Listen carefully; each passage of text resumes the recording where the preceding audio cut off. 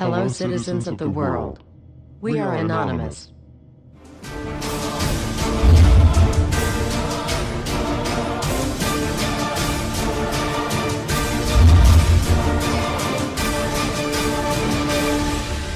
Guess what, world? We are back. Everywhere you look, corruption. We continue to fight pointless wars over lies, and we are killing innocents and letting our children die in wars just to ensure the Federal Reserve can continue their petrodollar scandal. We are sitting idly by while these crooks continue to loan fake money out to us at interest, stealing our homes, and enslaving our children. Let me make this extremely clear to all of you listening. Many corporations, especially the Federal Reserve, used the government to steal $17 trillion from your children. Your children did not have that money. They are now debt slaves. These people have stolen money from your children that are not even born yet, and sold their freedoms. They have enslaved you and many around the world. Wake up, world. And they did all of this by counterfeiting money and loaning it out at an interest. They have stolen hundreds of trillions from people around the world. Have you heard about Microsoft's Xbox manufacturers in China? They had to install suicide nets outside their buildings to ensure their employees don't jump out of the window to commit suicide. These are the conditions your children in the US will be working under when the debt is soon owed, and it will be owed. It is not a matter of if it will be owed, but it is just a matter of when. And it will happen as soon as the United States economy collapses, which will happen very, very soon. And if you think because you do not live in the United States this does not affect you, you are wrong. And you are next. The only way we can stop this is if we all unite together and fight it. People of the US are waking up to the Federal Reserve scandal, and the powers that be are currently afraid of retaliation. And that is precisely why they trying everything they can to disarm us. You know how the media has been saying gun violence has been out of control and at an all-time high. They are not simply twisting the truth here or exaggerating. They are absolutely bold-faced presenting lies to you. First off, realize, gun violence in the United States has always been shockingly low. And gun violence has dropped by 49% in the last 11 years. The already absurdly low gun violence in America has literally dropped in half. In half. The fact they are saying that it is at an all-time high perfect demonstrates how biased the government and the media is. If this doesn't prove to you that they have an agenda, then nothing will. Do you remember how the media keeps repeating that there has been 74 school shootings since Sandy Hook? Those 74 shootings were not even mass shootings like they claim. Most were suicides and none of them even took place at a school. Not a single one. They are presenting lies to you, America. When will you wake up? At some point you have to ask yourself, why would the government fake 74 mass school shootings involving children? If they get our guns, we will lose the fight against them. And they will take away absolutely all of your freedoms and you and your children will be forever slaves. And don't forget they purposefully put you and your children into that debt. And because the Federal Reserve is present in all countries, the other countries of the world are next soon after. This plan is called the New World Order. It is the same New World Order the Vice President of the United States called for on national TV a month ago. He said we need to strive for and complete the New World Order. This is also the same New World Order President George Bush and President Kennedy said is our country's lifetime goal. And the same New World Order George Bush said on national TV said will happen no matter what we do, and we cannot prevent it. This has all been a long-time plan. The Federal Reserve and their partners want complete control of humanity. We cannot let this happen. They want to rule over us, like kings and queens. And humanity will be forever lost to enslavement by a bunch of tyrants who have publicly admitted they want to kill off the majority of the population so the masses are easier to control. They are going to wipe your bloodline completely off of the earth. He'll tell you the order of things to happen. The enslavement will follow immediately after guns are taken away and you cannot fight back. If they cannot get the guns before the economic collapse, then they will wait until the economy collapses. When the economy collapses, people will be starving. There will be looters and shootings. The government will insist on taking guns away to help, and as soon as the guns are taken away, then we will fall into a complete dictatorship. Do not fall for it. Remember, They are the ones who caused the economic collapse to begin with. This is the same tactic used on Germans and it worked. So expect it. As soon as the economy collapsed and the masses were starving, the German government asked the people to give up their rights and they listened. And then eventually the government was throwing the naked masses into giant burning hot ovens for mass execution. Do not give up your rights. Do not give up your guns. Fight back, as they were the ones who caused the problem. Just so you know, the people who are behind this Federal Reserve scam and New World Order are the same ones who funded Hitler's campaign. Make no mistake, these people are as brutal as Hitler himself, even more brutal. In fact, now we are going to show you some. Assuming America grows some balls and we win, we will need an overall plan. We have come up with a perfect plan. This plan offers extraordinary possibilities. It will make for the most beautiful and free world you can ever imagine. If we are successful, we can leave a much better for our children. A beautiful world. Watch every minute of the rest of the video. Do not skip a single bit of it, as it is all important. If this one video gets out to and can change the world, this is your opportunity to make a difference. Please share this video. What you want with it, get paid for the views. We don't care. Just get the message out there for the world to see. Now sit back and relax, enjoy the movie.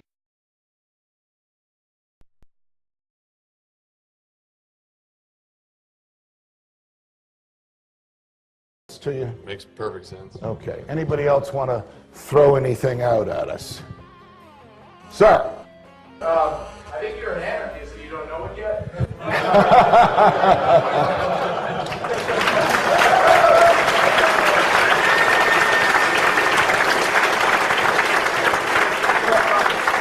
Do you hear me denying anything?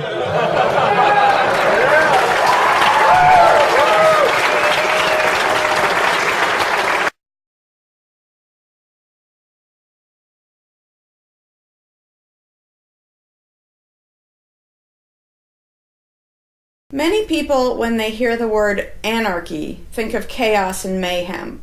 So they assume that an anarchist must be in favor of disorder and violence. That is the complete opposite of the truth.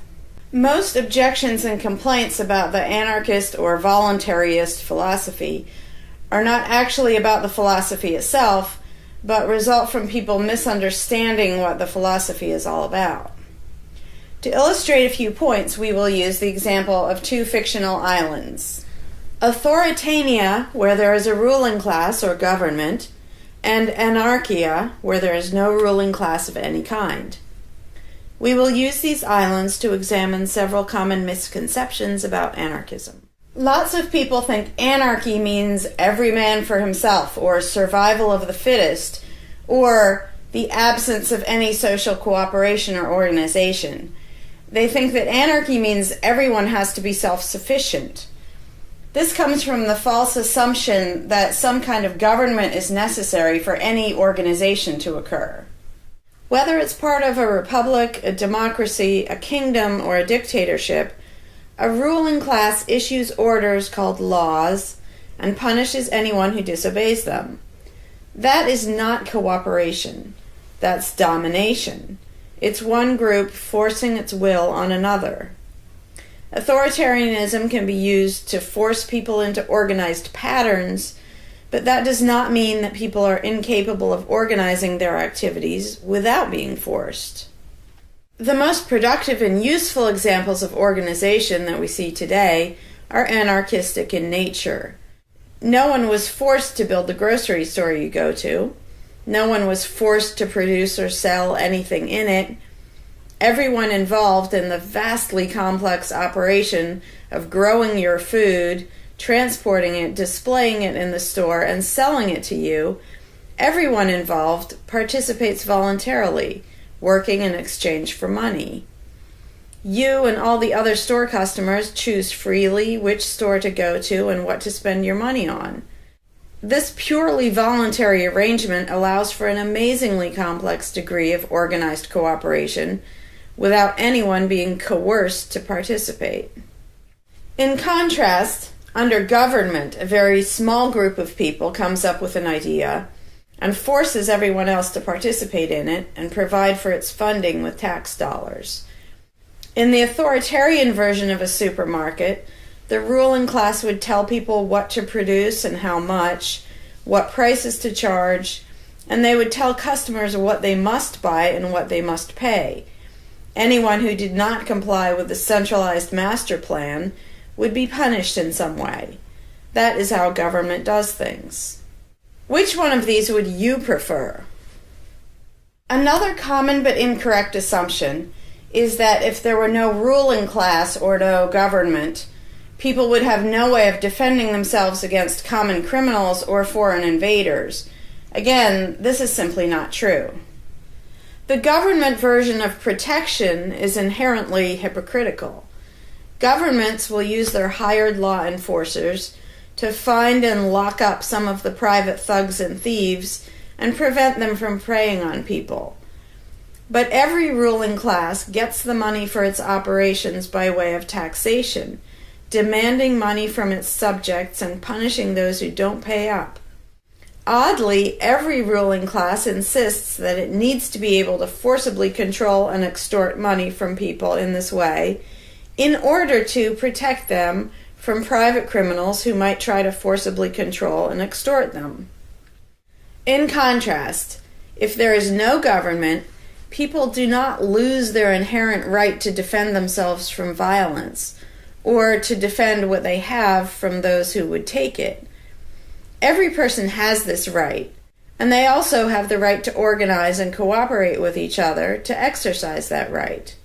Organizing for mutual defense does not require any government-granted laws or authority. No one wants to be attacked or defrauded, and everyone wants to feel safe. Whether each person takes this on himself or herself individually, or whether they hire and organize others to do it on their behalf, it can be done on a voluntary basis.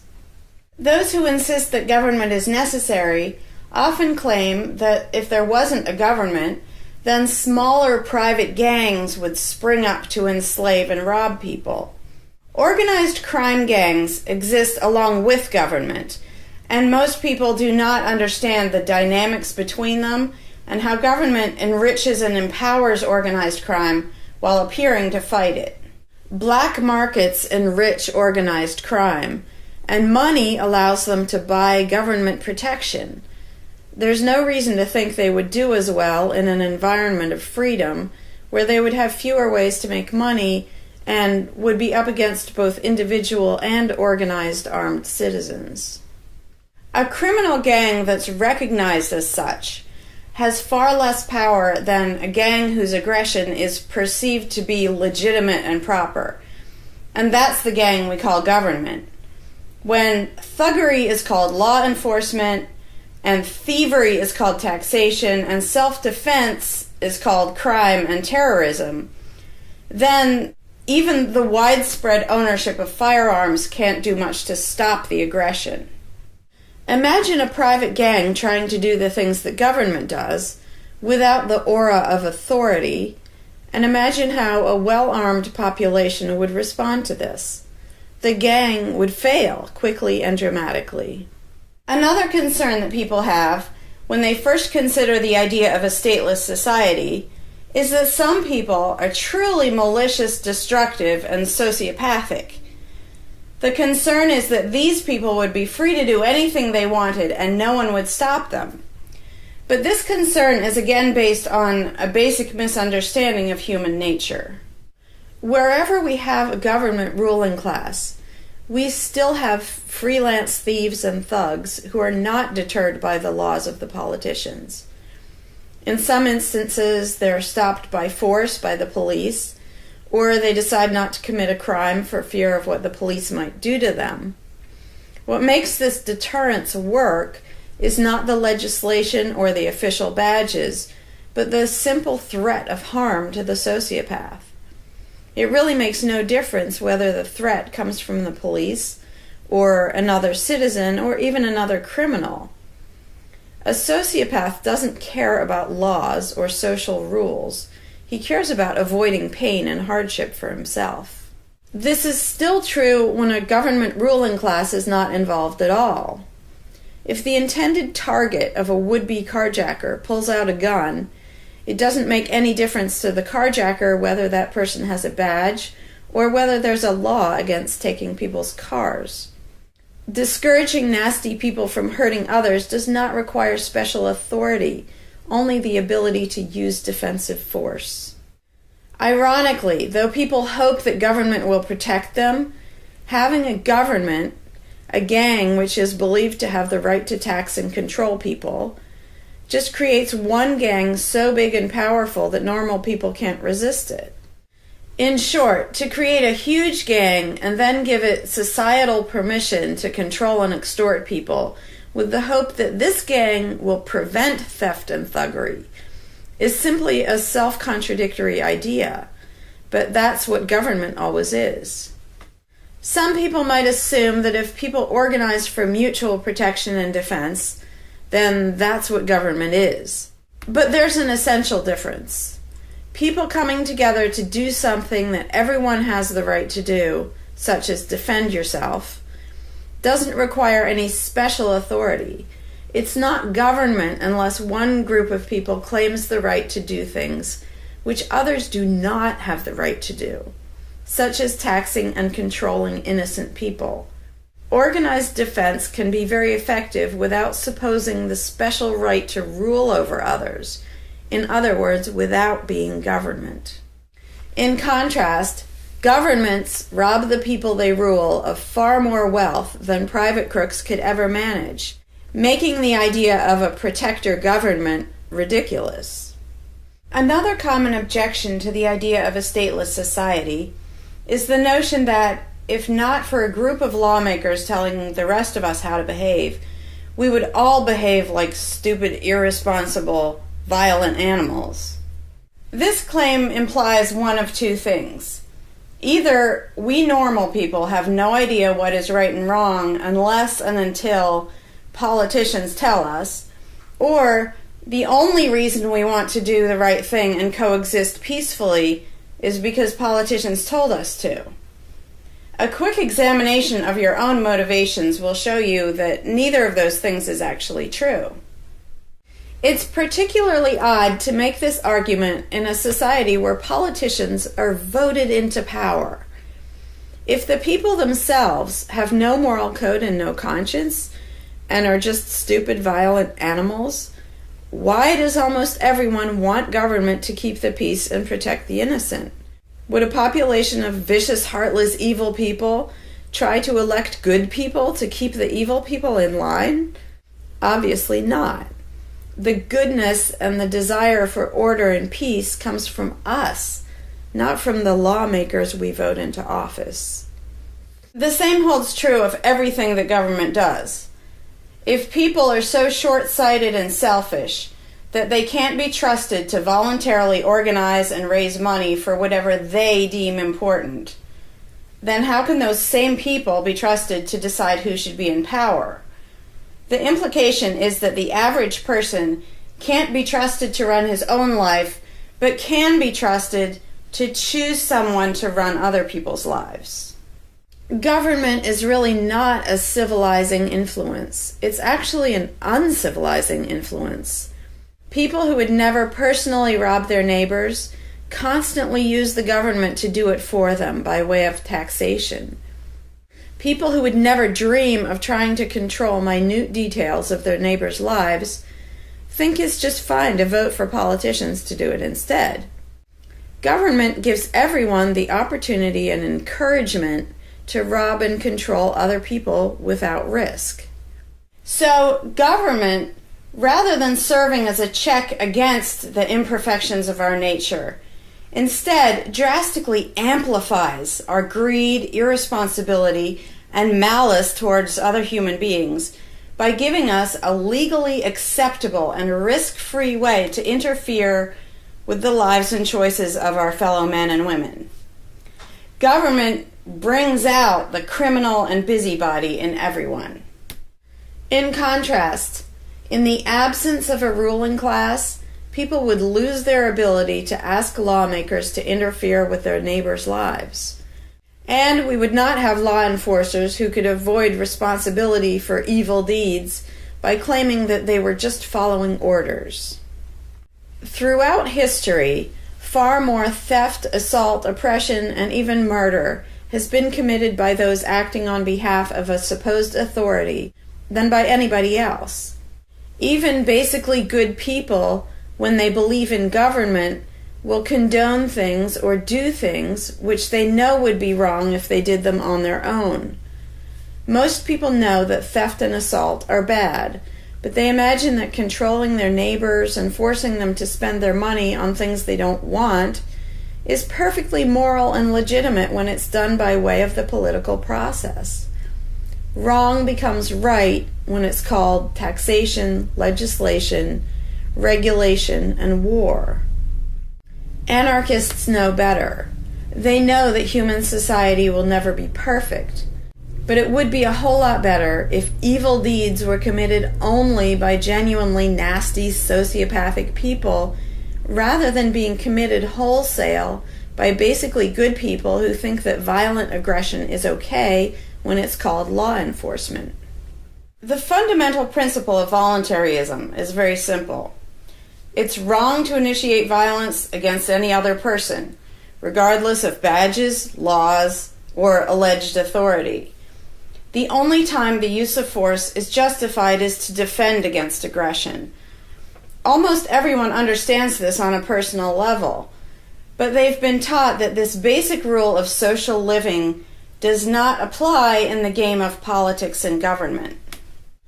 Most people already know how to get along with others, and most people want a peaceful and just society. Our morality doesn't come from politicians making laws.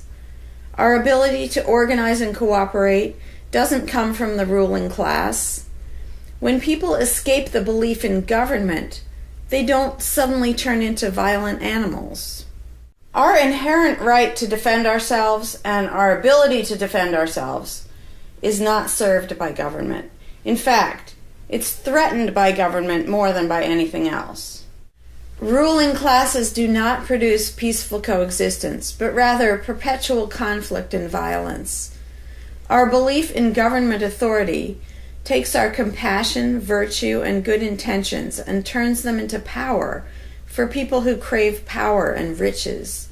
Of course, the people who benefit most from the political racket will put a good spin on the system and do their best to convince people that it's a social necessity. But ask yourself this: have the thousands of laws, regulations, and taxes imposed on you by politicians made you a better person? Have they made you more productive or more caring? Is the world better off with the politicians taking your money and telling you how to live your life? Or do you think it might have been better off if you'd been allowed to spend your own money and make your own decisions? Is society really best served by a small class of people forcefully imposing a centralized master plan on everyone else? Can the orders and threats of a ruling class make the world what it should be?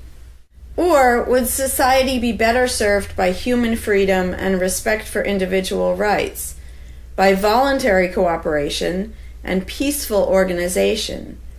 If this second option sounds better to you, maybe you should learn more about anarchism. Some people dismiss anarchism as a utopian idea that would only work if everyone were generous and compassionate. Obviously, everyone is not generous and compassionate all the time, but these people need to look at the other side of the coin. If people are too stupid, greedy, and malicious to be free, aren't they too stupid, greedy, and malicious to be trusted with power over others? Whether people are inherently good, bad, or some of each, giving a person power over others is not going to make that person better. In fact, power has historically been known to corrupt people and make them worse, whereas the discipline imposed by the equal freedom of everyone else brings out the best in human nature. Most people today think that we need some form of government because they mistakenly believe that obedience to authority makes us all more civilized, moral, and peaceful. In reality, it has always done exactly the opposite. Everyone knows that governments can be corrupt, abusive, inefficient, counterproductive, even tyrannical. But most people assume that the way to fix that is to get the right people into power. People have spent centuries trying to create a good society using different kinds of ruling classes, different legal structures, different ways of choosing the rulers, and so on. But every governmental construction has resulted in freedom and riches for some, and oppression, violence, and poverty for others. What if, instead of deciding what the throne should look like and who should sit on it, all people of goodwill embraced the non-aggression principle? What if, instead of looking to a ruling class to impose our values on society, we embraced the concept of self-ownership? These principles are simple and easy, to the point of being self-evident, but they're diametrically opposed to the authoritarian principles that most of us have been indoctrinated with. Anarchism does not mean chaos and violence, or every man for himself. Having no government does not mean having no morality, no organization, and no cooperation. Simply put, anarchism does mean that no one is your master and no one is your slave. And that's all it means. Howdy, Larkin Rose here. I'm feeling slightly less than entirely patient and polite today, so if this video gets slightly caustic, too bad.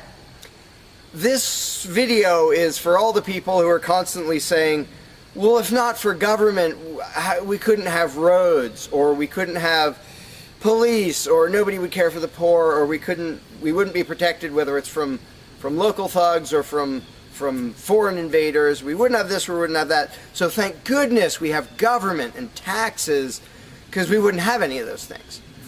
And the first way I'd respond to that is by pointing out the assumptions that underlie that complaint, that argument. Basically what people are saying, because let's be clear about what the terms mean, government is the people who boss everybody else around. And taxes are those people demanding money from us. So they basically tell us, hand over a whole bunch of money and we'll decide how to take care of you. We'll decide how to spend your money. If we don't like it, too bad, we don't really have a choice. Like, well, you can vote in a few years and maybe something will change, even though it totally won't. So that's what people are saying. Basically, if we didn't have a ruling class stealing our money and then supposedly spending it to protect us, how could we possibly have roads or anybody to protect us? The implication is that in this country, for example, 300 million people would just sit around thinking, oh, we can't do it. Without politicians and tax collectors, we can't have a road, we can't protect each other, and we can't... And it rests on this bizarre assumption that things that almost everybody wants, they wouldn't do anything to make happen unless there were politicians forcing us to give them money so they can make it happen. And so an example I like to use is, let's apply the same argument to food, because food is pretty darn important. I think everybody can agree. Let's apply the same argument that statists use about the roads or caring for the poor or protection or anything like that. The argument would go like this. Now, in the context of food, listen how idiotic this is. If we don't have government demanding money from all of us under the threat of caging us, and that's what taxation is, here's the money you have to give us, here's the nasty things we do to you if you don't. If that didn't happen so that they could build a big food production and distribution system and feed us, well, we'd all starve. We'd all just sit around saying, gosh, I wish we had food, but, no politicians and tax collectors. We're just going to sit around and starve to death. Now, in this country, nobody would believe something that stupid, because all you have to do is go to a supermarket and see a perfect example of really efficient, organized cooperation that nobody is forced to do. There is no, if you're going to make the argument that people make about roads and protection and all that, you'd say, well, nobody is forced to make any food for anybody in this country. How do you know everyone's just going to say, well, it's not my job, and we'll all starve to death? There's no guarantee. There's no master plan guaranteeing that we'll all have food. So obviously we're all going to starve if we don't have an authoritarian government stealing our money and then making food and giving it to us. Because golly gee, we couldn't possibly do it voluntarily ourselves. Again, in this country, nobody makes that argument because they see it happening voluntarily. Nobody involved is forced to do that. Nobody is forced to make you a single bite of food. There is no guarantee at all from anybody. And yet, Americans are, by and large, hugely overweight. Obviously, we don't have a lack of food. We might have a lack of healthy food. But obviously, we see that example. Oh, we can handle that. You know, voluntarily, mutual cooperation, that's fine for food. But for some reason, it's not okay, and we can't even fathom the idea of the exact same thing handling roads or handling protecting us or other things that almost everybody wants. So there's, in the question is this bizarre assumption that everybody will sit around really, really, really wanting something, but because there aren't politicians bossing us around and stealing our money, well, how could we possibly do it? And one of the most common things is, who will build the roads? Which is amazingly stupid to me. Just amazingly stupid. I have here in my pocket a little tiny thing. With this little tiny thing, I can be most places in this country and call people all over the world. And I own it myself. I'm not anywhere near rich these days, but I own one. Almost everybody I know has one of these. A little thing that can fit in your pocket, and just on a whim, you can open it and talk to somebody who's on the other side of the planet. And there was no coercion. Nobody forced anybody to make one of these. This is the result of voluntary cooperation. And that's it. Free trade. Organization, yeah, good. Cooperation, yeah, good. Coercion, which is what government is, and taxation, which is theft, didn't need that to do this.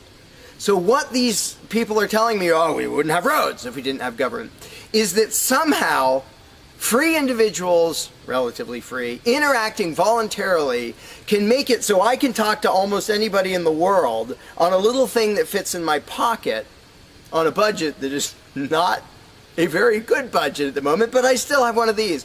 That freedom, not authoritarianism, can supply me with this, but freedom cannot achieve a flat place. Because that's what a road is. It's a flat place. From here to there, because we have these machines that take us from here to there. By the way, we don't have those machines because of government. We have those machines because of free enterprise and voluntary interaction and cooperation. The idea that freedom can make a car but can't make a flat place is just idiotic. You really think we can't make a flat place? And so I ask people, and they say, well, who will build roads? Are you really telling me that you really and truly think that if government fell off the face of the earth, 300 million people in this country, 7 billion if you want to include the whole planet, would sit around in their houses thinking, golly, I wish I could go visit Fred, but I can't because there's not a flat thing from me to him, and I don't know how to do it. And the other 300 million or 7 billion people, we can't possibly do it because there aren't any politicians and tax collectors. If they were here, we could do it. If they were here to boss us around and steal our money and really inefficiently build a flat place, then we'd be set. Then I'd be comfortable and I could be confident that I could get places. I could visit Fred, I could go shopping, but now we're all going to sit in our houses wishing we could go to the corner store, but we can't because, golly, how could we possibly make a flat place from here to there? We can make these, where you can talk to anybody in the world. We can make machines that you drive around in, but no, we couldn't possibly make a flat place. And when people say, well, who will build the roads? The first answer is the same damn people who do it now. Politicians and tax collectors don't build the friggin' roads. Have you ever seen one out there? No, you haven't. They steal our money, waste most of it, do all their corrupt games, and then they pay other people. Here's an idea. How about if we pay those other people who actually build the stinking road? And the fact that that doesn't occur to people is a great indication of how well indoctrinated people are by the rulers who will perpetually tell us, you can't organize anything, you can't achieve anything, you can't do anything unless we are here to force it on you. And it's, again, there are a zillion examples, whether it's caring for the poor or protection or roads, obviously. where most of the population will say, I'm really concerned that poor people won't be taken care of, which means most of the population wants people in need to be taken care of. And if we didn't have politicians stealing our money, how would it happen? Here's an idea. Take some money out of your pocket and give it to one of the people that you think needs help. Why would you not comprehend that, but you would comprehend some guy 1,000 miles away passing a law to send an armed thug to take your money, to waste 90% of it, and then give a little bit to somebody who may just be defrauding the system or may actually need it? And the amount of indoctrination required to make people even ask these questions of how could we possibly do this without government? What do you think government adds to the equation? It doesn't add any resources. It doesn't create anything. Everything it gives away, it steals from us first, by way of taxation. It doesn't add any skills. It doesn't add any knowledge. The people who are here would still be here if the institution of government fell over. We have all the know-how, we have all the resources, all the technology. The only thing it adds is one group that's imagined to have the right to violently assault and control and extort everybody else. So what the question really means is, how could we have a road, or how could I help that poor, or how could that poor person be helped, or how would anybody protect us if there wasn't a gang of thugs with permission to violently control and rob us? And when you recognize that that is literally what the question means, you already see how utterly idiotic it is. And it's completely the result of authoritarian statist indoctrination. Nobody would come up with that on their own.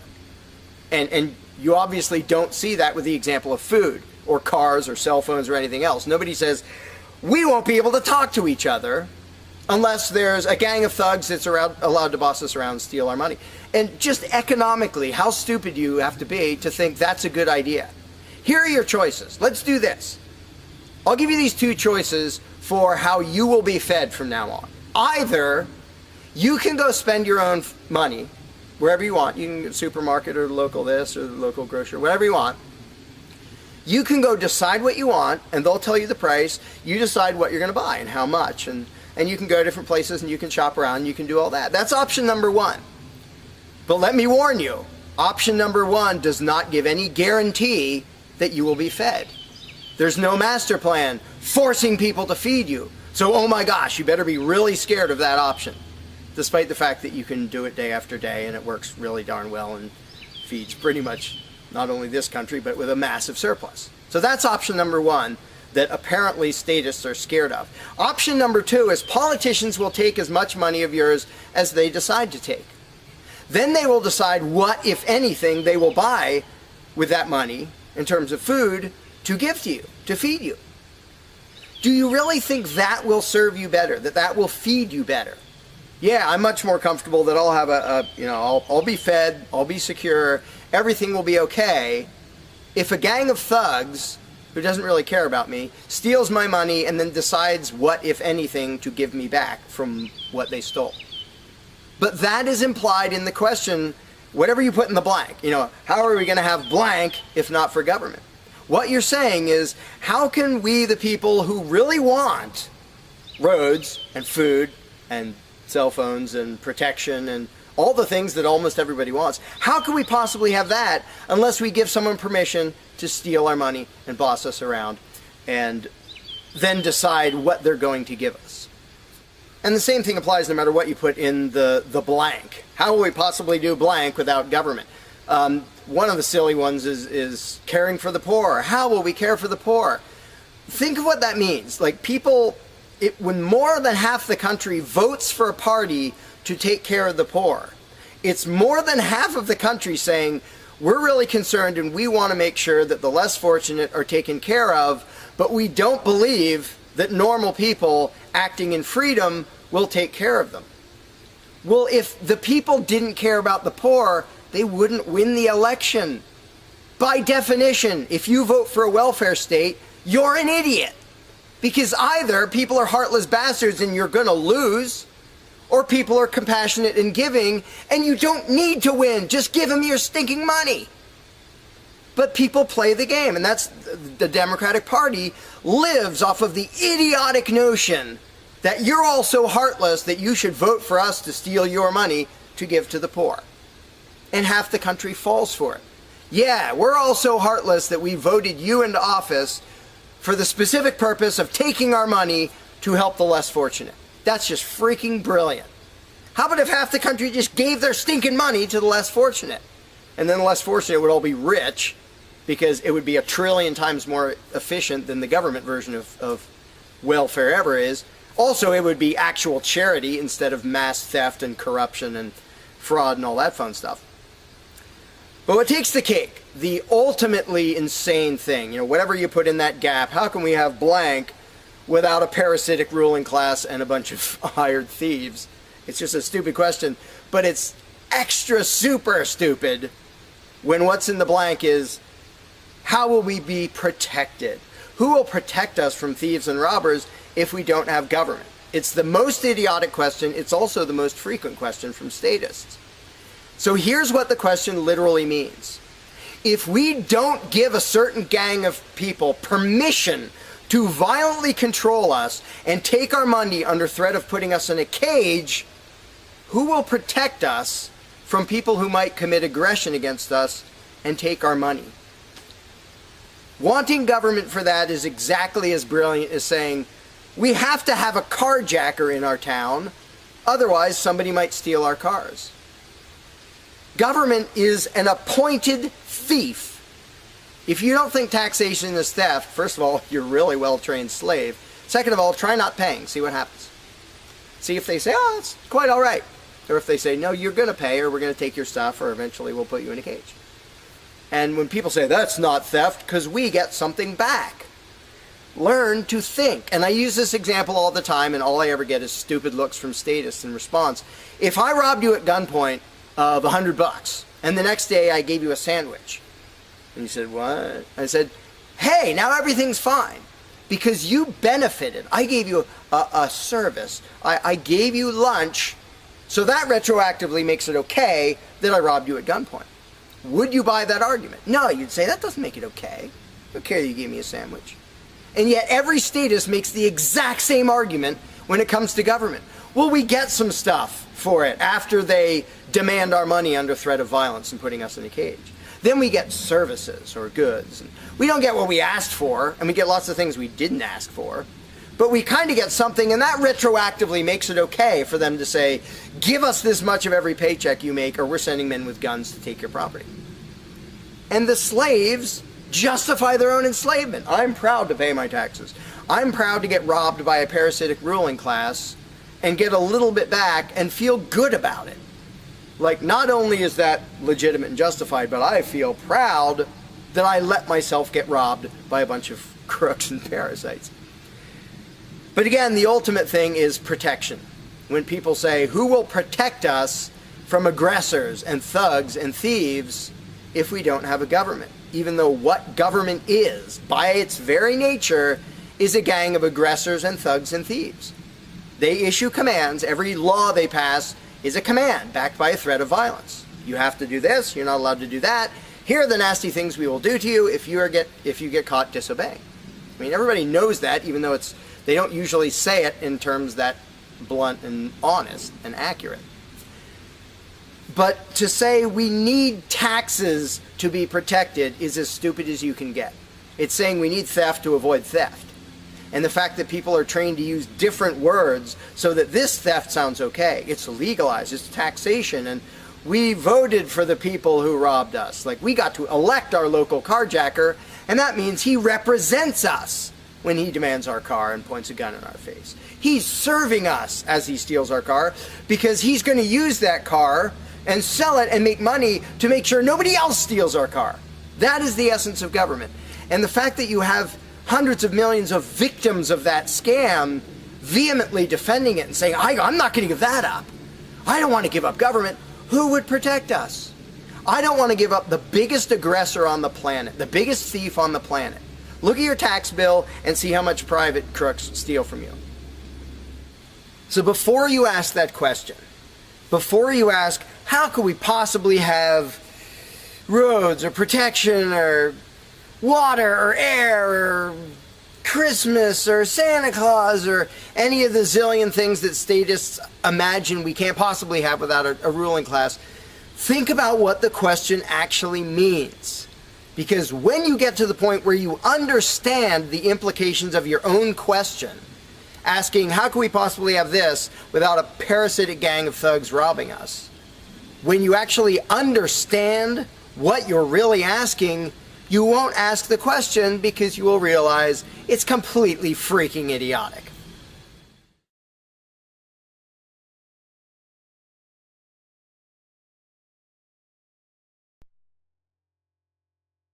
Hey, Larkin Rose here. One of the first things that people are concerned about when they start thinking about a society without a ruling class is, well, what happens to the nasty people?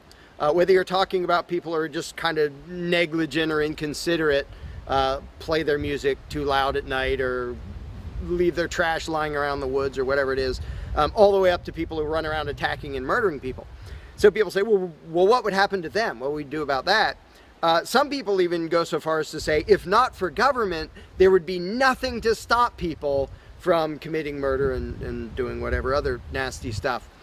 And it's funny because when somebody says that, there would be no consequences, they could do whatever they wanted and nobody would stop them, the person saying that is implying that he isn't going to do anything. If there's someone running around attacking and murdering innocent people, the guy who said nothing will happen to them, obviously he's not going to do anything or something would happen to them. But not only is he demonstrating his own cowardice when he said there would be nothing to stop murderers, he's also projecting his own immaturity and irresponsibility onto the rest of the world, because he's also saying the other 7 billion people wouldn't do anything about it, which obviously isn't true. I would, wouldn't you? If somebody was running around murdering your neighbors, would you just go, well, there aren't politicians and there's nobody with a badge and we don't have tax collectors and bureaucrats, so oh well, I guess they're just out of luck, they're going to get murdered. And would you not even protect yourself if there wasn't government? Obviously, lots and lots of people, all the sane people, would do whatever they could to protect themselves and defend the innocent. So to say nothing would happen is just really bizarre. And it comes from having a mentality basically of a little kid in a classroom, where the teacher walks out of the room and the kids are just sitting there. We don't know what to do. No authority's telling us what to do. And Johnny's throwing things at me. And there's no teacher to stop him. Ah! Because most people, having been trained into authoritarian mentality, it never occurs to them that they are the ones who should fix anything, who should stop anything. And so when people say, well, what would be done about this and that and the other thing, nasty people doing nasty things, the first thing I ask is, well, what would you do about it? Because people are so into the mentality that there has to be some master plan and some authority who writes down the law of here is what will be done with those people, that people don't think in terms of, well, what would I do about it? Which is why I always ask people, well, what would you do about it? You're a person just as much as me and just as much as the other 7 billion. What would you feel justified in doing if somebody was polluting or playing their music too loud at night or running around murdering people or whatever in between you can think of? Any nasty thing, what would you feel justified in doing about it? Because there's a very basic rule of being a moral human being, which is if it would be wrong for you to do something, don't ask anybody else to do it. And the rule is so simple, so self-evident and obvious that most people will go, well, duh, of course. Trouble is, nobody in the world who believes in government abides by that rule. Nobody. I don't care if you're a constitutionalist, Democrat, Republican, fascist, communist, anything, any kind of statist. There is nobody who believes in government who abides by the most basic rule of morality, which is if it's wrong for you to do something, don't ask somebody else to do it. Because every single candidate, every party, every government always does things that the voters know they themselves have no right to do. And to say something like, well, I'm voting for the guy who's going to tax you less.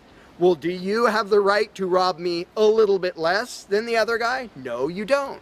So telling me that, well, somebody was going to rob you more, but I voted for the guy to rob you a little bit less, you are still violating the basic rule of being a human being. If it's wrong for you, don't ask somebody else to do it.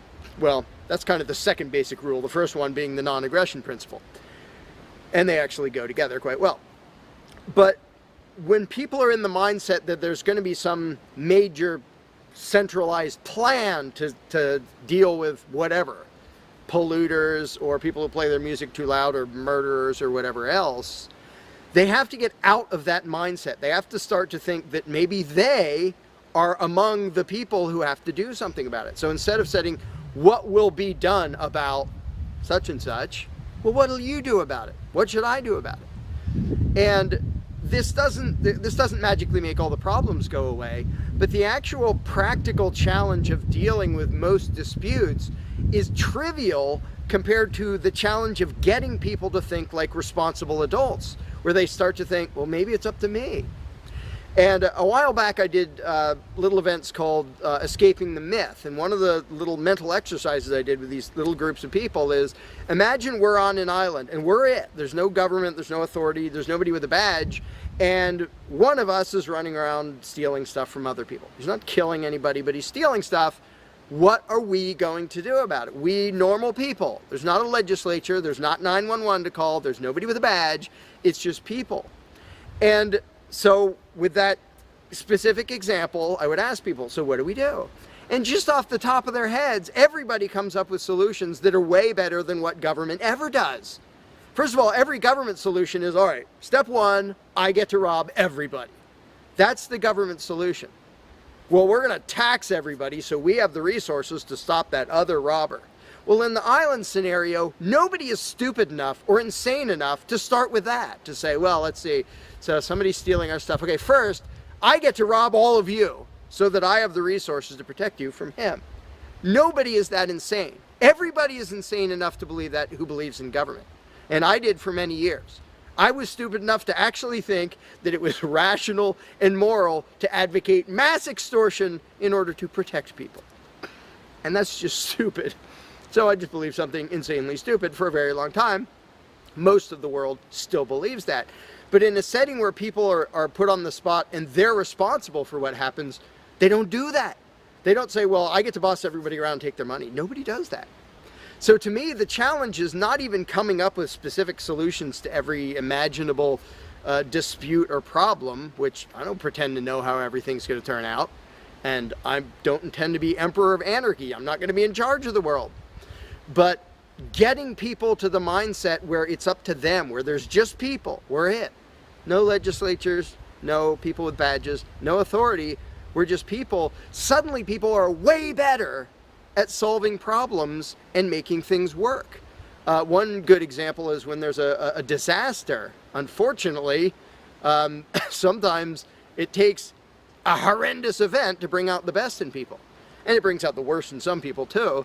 But when people say, whoa, my neighbor's house is floating away, I'm not going to wait for FEMA. I'm not going to dial 911. I'm going to jump in a boat and go save him. Because suddenly it's on me. Suddenly I'm the one who has to do something. And when it occurs to people that they're the ones who have to do something, and unfortunately usually that only happens in a complete disaster area, when it occurs to people and they suddenly take on the responsibility and start to think like adults, their solutions are generally a lot better than any government solutions and ever are. But to get to that mentality, people have to shift from the authoritarian mindset to the mindset of a self-owning individual who realizes there is nothing above me. There is no magic unicorn who's going to come to save the day, who's going to come save me from polluters or somebody playing their music too loud or murderers or whatever it is. It's just us. And if we realize that, then first of all, people would stop asking me, well, without a government, how would this be handled? As if I'm going to be in charge. I don't freaking know. What would you do about it? I can tell you what I would do about it. I could tell you what I might suggest, what I might predict, but who cares? I'm one of 7 billion people. I'm not going to be in charge any more than you are. So it's really a mental exercise that people have to think over in their own heads with their own moral codes instead of waiting for some outside answer. And it's why I don't usually get into those discussions of, well, here's my plan for how to deal with this and that and the other thing, because my plan doesn't matter. My plan will not be the best plan for any problem you can come up with. There will be a million people with better plans than whatever I could come up with. So don't ask me to describe how you are going to fix problems. I don't freaking know. And you can see the mind shift in people when they grasp that they own themselves and they suddenly realize, oh, okay, well, yeah, there are things we can do to settle disputes, to protect ourselves from attackers, to do this or that or the other thing. But the first step is just grow up. Stop thinking it's somebody else's business to make the world work. Well, how will the poor be cared for? I don't know. What are you going to do? Well, how will we be protected from this? I don't know. What are you going to do about it? And it is inconvenient. It's inconvenient to be a free person where you can't just be a kid in a classroom whining to the teacher to save the day and fix everything and make everything work, where you actually have to be a responsible adult. And that's one of the main reasons why people like the belief in authority, because then they can live with the lie that all they have to do is obey and do as they're told and everything will be okay. First of all, no, it won't be okay. Second of all, you're not even being a human being. You just threw your free will out the window and became somebody's slave in the hopes that that would help humanity. It doesn't help humanity for you to be a slave. It doesn't help humanity for everybody else to be a slave. It does help humanity for you to start thinking as an adult, responsible human being who owns himself and who accepts that it is your responsibility to figure out how to make the world work.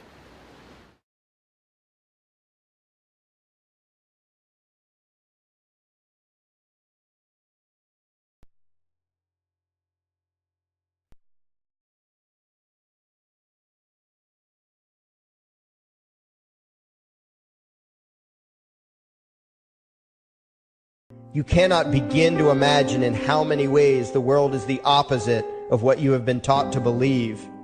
You see the guy who sells drugs to willing customers so he can feed his family as the scum of the earth, while you see the hypocrite who gives away stolen money in the name of government as a saint.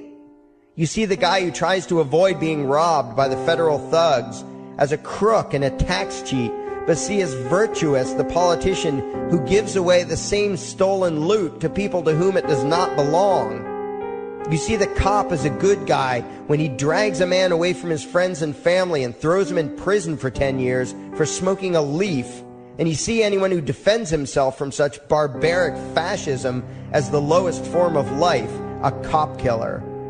In reality, most drug dealers are more virtuous than any government social worker, and prostitutes have far less to be ashamed of than political whores, because they trade only with what is rightfully theirs, and only with those who want to trade with them. The upstanding, church-going, law-abiding, tax-paying citizen who votes Democrat or Republican is far more despicable and a bigger threat to humanity than the most promiscuous, lazy, drug-snorting hippie. Why? Because the hippie is willing to let others be free, and the voter is not. The damage done to society by bad habits and loose morality is nothing compared to the damage done to society by the self-righteous violence committed in the name of the state. You imagine yourselves to be charitable and tolerant when you are nothing of the sort. Even the Nazis had table manners and proper etiquette when they weren't killing people. You think you're good people because you say please and thank you? You think sitting in that big building on Sunday makes you noble and righteous? The difference between you and a common thief is that the thief has the honesty to commit the crime himself, while you whine for government to do your stealing for you. The difference between you and the street thug is that the thug is open about the violence he commits, while you let others forcibly control your neighbors on your behalf.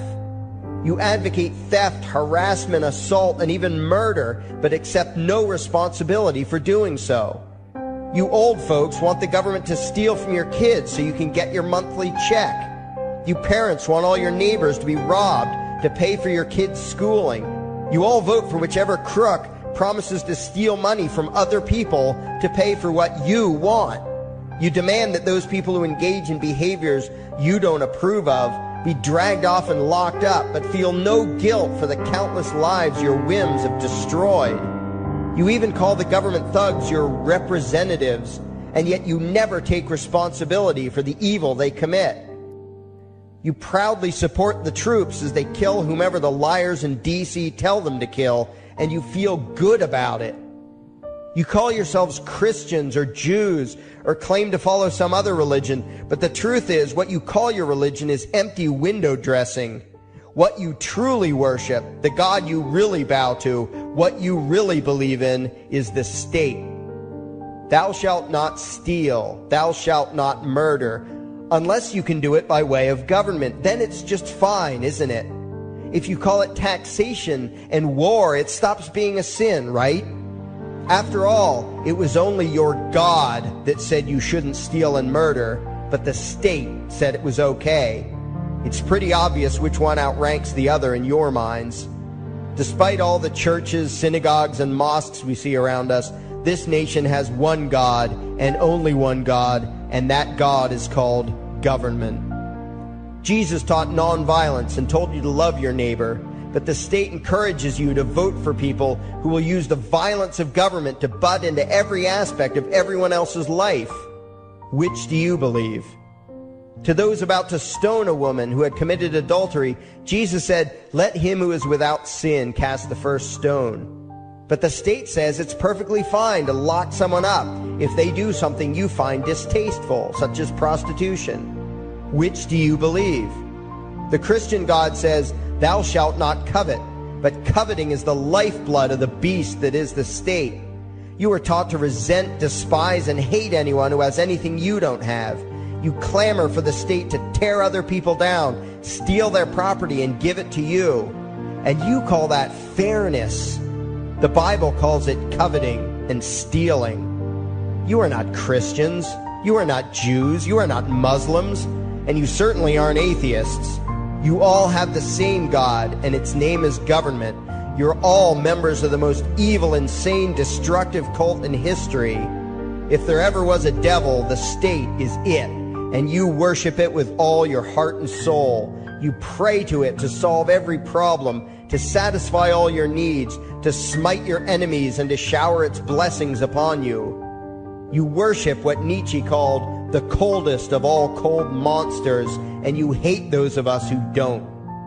To you, the greatest sin is disobeying your God, breaking the law, you call it, as if anyone could possibly have any moral obligation to obey the arbitrary commands and demands of the corrupt, lying, delusional megalomaniacs who infest this despicable town. Even your ministers, priests, and rabbis, more often than not, are traitors to their own religions, teaching that the commands of human authority should supersede adherence to the laws of the gods they say they believe in. Several years ago, I heard one pompous evangelical jackass in particular pontificating on the radio that anyone who disobeys the civil authority, be it a king or any other government, is engaging in rebellion against God. Those were the exact words he used. What if the government is doing something wrong? Well, this salesman for Satan opined, that is the business of those in government, and you are still obligated to obey. Everywhere you turn, be it the state or the church, the media or the schools, you are taught one thing above all else, the virtue of subjugating yourselves to mortals who claim to have the right to rule you. It is sickening the reverence with which you speak of the liars and thieves whose feet are so firmly planted on your necks. You call the congressmen and the judges honorable, and you swoon at the magnificence of the grandiose halls they inhabit, the temples they built to celebrate the domination of mankind. You feel pride at being able to say you once shook a senator's hand or saw the president in person. Ah, yes, the grand deity himself, His Royal Highness, the President of the United States of America. You speak the title as if you're referring to God Almighty. The vocabulary has changed a bit, but your mindset is no different from that of the groveling peasants of old who bowed low, faces in the dirt, with a feeling of unworthiness and humility when in the presence of whatever narcissist had declared himself to be their rightful lord and master. The truth of the matter, back then and today, is that these parasites who call themselves leaders are not superior beings. They are not great men and women. They are not honorable. They're not even average. The people who earn an honest living, from sophisticated millionaire entrepreneurs to illiterate day laborers doing the most menial tasks you can imagine, Those people deserve your respect. Those people you should treat with courtesy and civility. But the frauds who claim the right to rule you and demand your subservience and obedience, they deserve only your scorn and contempt. Those who seek so-called high office are the lowest of the low. They may dress better, have larger vocabularies, and do a better job of planning out and executing their schemes, but they are no better than pickpockets, muggers, and carjackers. In fact, they are worse, because they don't want to rob you of just your possessions. They want to rob you of your very humanity, deprive you of your free will, by slowly leeching away your ability to think, to judge, to act, reducing you to slaves in both body and mind. And still you persist in calling them leaders. Leaders? Where is it that you think you're going exactly that would require you to have a leader? If you just live your own life and mind your own damn business, exercising your own talents, pursuing your own dreams, striving to be what you believe you should be, what possible use would you have for a leader? Do you ever actually think about the words that you hear, the words that you repeat? You parrot oxymoronic terms such as the leader of the free world, even pretending for a moment that there is some huge journey or some giant battle that everyone in the entire nation is undertaking together that would require a leader. Why would you ever think, even for a moment, that the crooks that infest this town are the sort of people you should listen to or emulate or follow anywhere? Somewhere inside your mostly dormant brains, you know full well that politicians are all corrupt liars and thieves, opportunistic con men, exploiters, and fearmongers. You know all this, and yet you still speak as if you are the ones who are the stupid, vicious animals, while the politicians are the great, wise role models, teachers, and leaders without whom civilization could not exist. You think these crooks are the ones who make civilization possible? What belief could be more absurd? Yet when they do their pseudo-religious rituals, deciding how to control you this week, you still call it law, and continue to treat their arbitrary demands as if they were moral decrees from the gods that no decent person would ever consider disobeying. You have become so thoroughly indoctrinated into the cult of state worship that you are truly shocked when the occasional sane person states the bleeding obvious. The mere fact that the political crooks wrote something down and declared their threats to be law does not mean that any human being anywhere has the slightest moral obligation to obey. Every moment of every day, in every location and every situation, you have a moral obligation to do what you deem to be right, not what some delusional bloated windbag says is legal. And that requires you to first determine right and wrong for yourself, a responsibility you spend much time and effort trying to dodge. You proclaim how proud you are to be law-abiding citizens and express your utter contempt for anyone who considers himself above your so-called laws, laws that are nothing more than the selfish whims of tyrants and thieves. The word crime once meant an act harmful to another person. Now it means disobedience to any one of the myriad of arbitrary commands coming from a parasitical criminal class. To you, the term crime is nearly synonymous with the word sin, implying that the ones whose commands are being disobeyed must be something akin to gods, when in truth they are more akin to leeches. The very phrase, taking the law into your own hands, perfectly expresses what a sacrilege it is in your eyes for a mere human being to take upon himself the responsibility to judge right from wrong and to act accordingly, instead of doing what you do, unthinkingly obeying whatever capricious commands this cesspool of maggots spews forth. You glorify this criminal class as lawmakers and believe that no one is lower than a lawbreaker, someone who would dare disobey the politicians. Likewise, you speak with pious reverence of law enforcers, those who forcibly impose the politicians' every whim upon the rest of us. When the state uses violence, you imagine it to be inherently righteous and just, and if anyone resists, they are, in your eyes, contemptible lowlifes, lawless terrorist criminals. Like the lawless terrorist criminals who helped slaves escape the plantations. Like the lawless terrorist criminals who helped Jews escape the killing machine of the Third Reich. Like the lawless terrorist criminals who were crushed to death under the tanks of the Red Chinese government in Tiananmen Square. Like all the lawless terrorist criminals in history who had the courage to disobey the never-ending stream of tyrants and oppressors who have called their violence authority and law. And that includes the lawless terrorist criminals who founded this country. Everything you think you know is upside down, backwards, and inside out. But what has to take the cake, the height of your insanity, is the fact that you view as violent terrorists the only people on the planet who oppose the initiation of violence against their fellow men. Anarchists, voluntarists, and libertarians. We use violence only to defend ourselves against someone who initiates violence against us. We use it for nothing else. Meanwhile, your belief system is completely schizophrenic and self-contradictory. On the one hand, you teach the young slaves that violence is never the answer. Yet out of the other side of your mouths, you advocate that everyone and everything, everywhere and at all times be controlled, monitored, taxed, and regulated through the force of government. In short, you are teaching your children that the masters may use violence whenever they please, but the slave should never resist.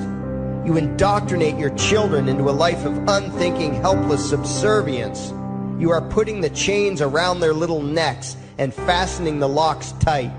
And worst of all, you feel good about it. Out of one side of your mouths, you condemn the evils of fascism and socialism and lament the injustices of the regimes of Hitler, Stalin, and Mao. While out of the other side of your mouths, you preach exactly what they did. The worship of the collective, the subjugation of every individual to that evil insanity that wears the deceptive label, the common good. You babble on and on about diversity and open-mindedness, and then beg your masters to regulate and control every aspect of everyone's lives, creating a giant herd of unthinking conformist drones. You wear different clothes and have different hairstyles, and you think that makes you different. Yet all your minds are enslaved to the same club of masters and controllers. You think what they tell you to think and do what they tell you to do while imagining yourselves to be progressive, thinking, and enlightened. From your position of relative comfort and safety, you now condemn the evils of other lands and other times while turning a blind eye to the injustices happening right in front of you. You tell yourself that had you lived in those other places, in those other times, you would have been among those who stood up against oppression and defended the downtrodden. But that is a lie. You would have been right there with the rest of the flock of well-trained sheep, loudly demanding that the slaves be beaten, that the witches be burned, that the nonconformists and rebels be destroyed. How do I know this? Because that is exactly what you are doing today. Today's injustices and oppressions are fashionable and popular, and those who resist them, you tell yourselves, are just malcontents and freaks, people whose rights don't matter, people who deserve to be crushed under the boot of authority. Isn't that right? You bunch of spineless, unthinking hypocrites, look in the mirror. Take a good look at what you imagine to be righteous and kind. You are the devil's plaything. The crowds of thousands wildly applauding the speeches of Adolf Hitler, that was you. The mob demanding that Jesus Christ be nailed to the cross, that was you. The white invaders who celebrated the wholesale slaughter of those godless redskins, that was you. The throngs filling the Colosseum, applauding as the Christians were fed to the lions, that was you. Throughout history, the perpetual suffering and injustice occurring on an incomprehensible scale, it was all because of people just like you, The well-trained, thoroughly indoctrinated conformists, the people who do as they're told, who proudly bow to their masters, who follow the crowd, believing what everyone else believes and thinking whatever authority tells them to think. That is you. And your ignorance is not because the truth is not available to you. There have been radicals preaching it for thousands of years. No, you are ignorant because you shun the truth with all your heart and soul. You close your eyes and run away when a hint of reality lands in front of you. You condemn as extremists and fringe kooks those who try to show you the chains you wear because you don't want to be free. You don't even want to be human. Responsibility and reality scare the hell out of you, so you cling tightly to your own enslavement and lash out at any who seek to free you from it. When someone opens the door to your cage, you cower back in the corner and yell, "Close it, close it." Well, some of us are finished with trying to save you. We've wasted enough effort trying to convince you that you should be free. All you ever do is spout back what your masters have taught you, that being free only leads to chaos and destruction, while being obedient and subservient leads to peace and prosperity. There are none so blind as those who will not see. And you nation of sheep, would rather die than see the truth.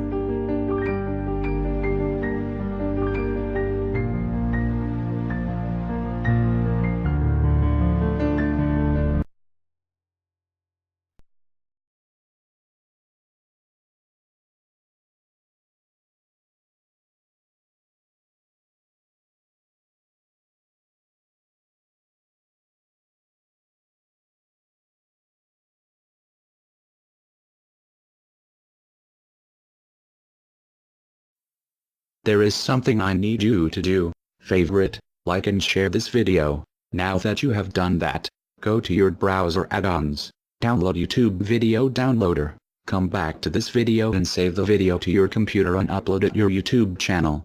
Use a different title than the one used for this video. We now have a new YouTube channel. It is called Anarchy World. It's all one word. Subscribe to us. And the videos used in this video were by Larkin Rose, also one word. Look for his channel and subscribe to him as well. Thank you. And by the way, these are the people responsible.